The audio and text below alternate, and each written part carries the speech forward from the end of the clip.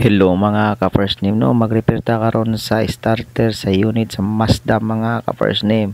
Ang trouble niya mga ka-first name is mula gitik lang inig start mga ka-first name. Mauna ni ang iyang starter mga ka-first name no, contact point ang atong nakita nga problema mga ka-first name kay hilis na gid ang iyang contact point. Makita na to dire mga ka-first name no nga brand new na ang atong contact point mga ka-first name kay ato na ni siyang nailisan mga ka-first name.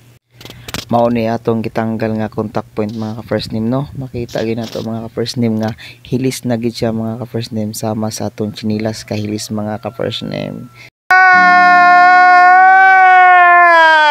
Mao ni ang hinungdan mga ka-first name no nga nganong dugay mi start ang atong starter mga ka-first name nga igo na lang siya mula gitik mga ka-first name kay tungod hilis na jud siya kay di na siya ka-contact sa atong contact point mga ka-first name no. Diri nga side mga ka-first name sinaw na jud kay siya, sinaw pa sa agtang sa upaw mga ka-first name. Sino na jud na pabrikan kamyoneta? Kada ganon kay Kodre mga ka-first name kay Nairo. Why are you running? Why are you running? Galasgaw mutabis pa jud ni Iroan yo.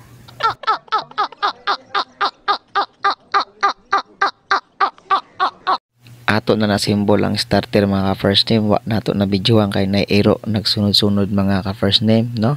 So ato lang paminawon ang sound check sa starter inig taod sa makina mga ka-first name kung unsa gitingog sa starter. So nataod na nato ang starter mga ka-first name no, kani mga first name mo kani nasa ilalom mga ka-first name kanang color ito mga ka-first name ubos sa fuel pump mga ka-first name. Mao na siya ang starter mga first name no. So dili mga ka-first name testingan nato ipa-start.